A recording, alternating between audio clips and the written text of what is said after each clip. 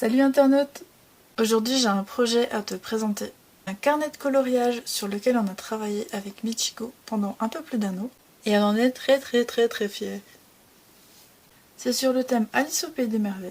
Dedans tu retrouveras le chapelier fou, le chat du Cheshire, Alice, Tweedledee Tweedledum, mais aussi le lièvre de Mars, le lapin toujours en retard, la reine blanche et la reine de cœur.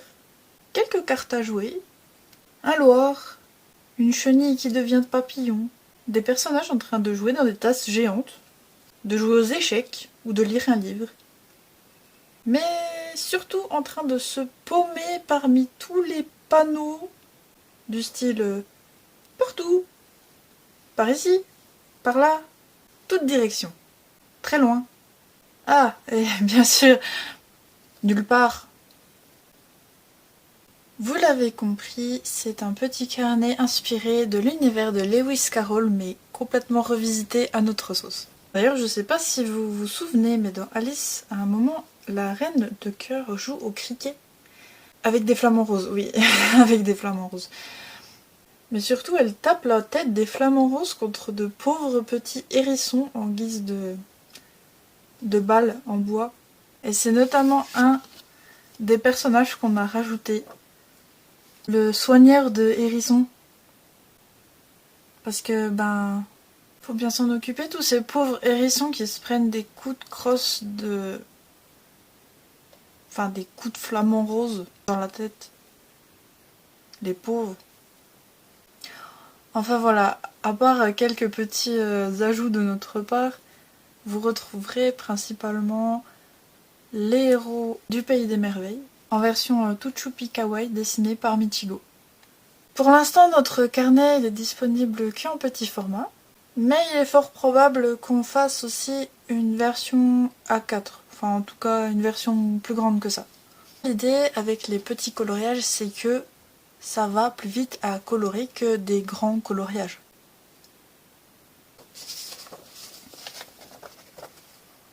Parce que l'idée c'est surtout de les détacher, de les découper, de les coller, de les offrir, de les patafixer au mur.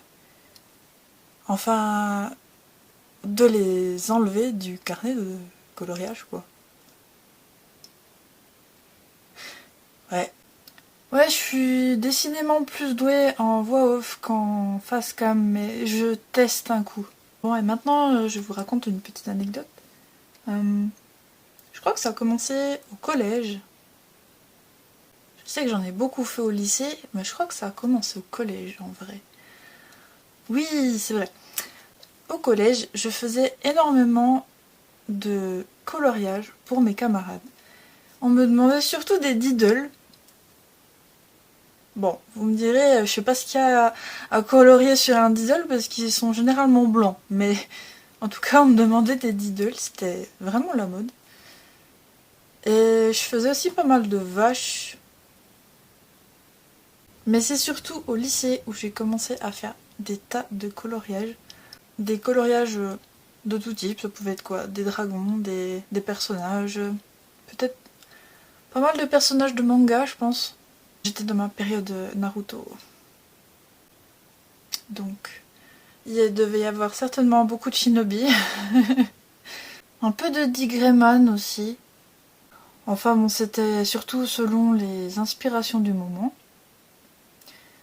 Mais toujours est-il que je faisais des coloriages pendant certains cours. À la récré, on allait en faire des photocopies. Et pour les cours suivants, mes amis avaient des coloriages à disposition pour passer le temps. Ou alors écouter sérieusement, mais avec quelque chose à gribouiller de manière à pas s'endormir. Enfin, il y a deux écoles. Il y a ceux qui arrivent à faire ça et justement, moi je sais en tout cas que j'aime bien dessiner ou colorer pendant que j'écoute quelque chose.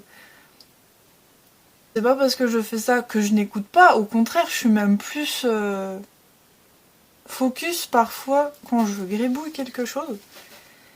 Mais évidemment, ça peut avoir l'effet inverse et les professeurs, souvent, ils pensent que si on est en train de dessiner ou de colorier, eh ben, on les écoute pas. Ça dépend des gens, je pense. Vous êtes plutôt dans quelle équipe, du coup? Bref, je m'égare un peu. Je faisais donc des coloriages et des grilles de jeu avec des mots à flécher, enfin des mots à caser surtout parce qu'ils étaient un peu dans tous les sens. C'est pour dire que les coloriages, ça me connaît. Pourtant, c'est pas moi qui ai dessiné ceux-là. Mais j'en ai en préparation, ne vous inquiétez pas. Actuellement, on est 3 artistes sur le projet de faire des petits carnets de coloriage. Il y a déjà celui de Michigo qui vient juste de sortir du coup. Il y a le mien qui arrivera peut-être en automne, si j'arrive à finir les dessins manquants. Et il y en a un troisième qui vient d'être commencé, mais pour celui-là, je ne vous en dis pas trop. Je vous garde la surprise. Je voulais en tout cas vous donner un petit aperçu de ce qu'il y aura dans le carnet de coloriage de Michigo sur le thème Wonderland et vous donner au moins 2 idées pour utiliser les coloriages en les sortant du carnet du coup. C'est-à-dire les utiliser comme en tête par exemple quand vous faites votre bullet journal pour par exemple la page du mois. Ça peut être une idée, juste pour vous décorer une page comme ça, au hasard. Et vous pouvez aussi les mettre au mur en ribambelle. C'est les 2 idées que j'avais vraiment avec ces petits coloriages. Plusieurs petits dessins sur le même thème, je trouve ça assez sympa. Et je pense que dans une chambre d'enfant, ça sera du plus bel effet. Ou un atelier. C'est bien aussi. Ah, et si vous vous posez la question, le badge du Rabbit Lover Gang, vous pouvez l'adopter chez Tichou. Voilà. En tout cas, j'ai hâte que vous découvriez les jolies illustrations de Michigo. Elle s'est donnée à fond sur ce projet. Le résultat est vraiment magnifique.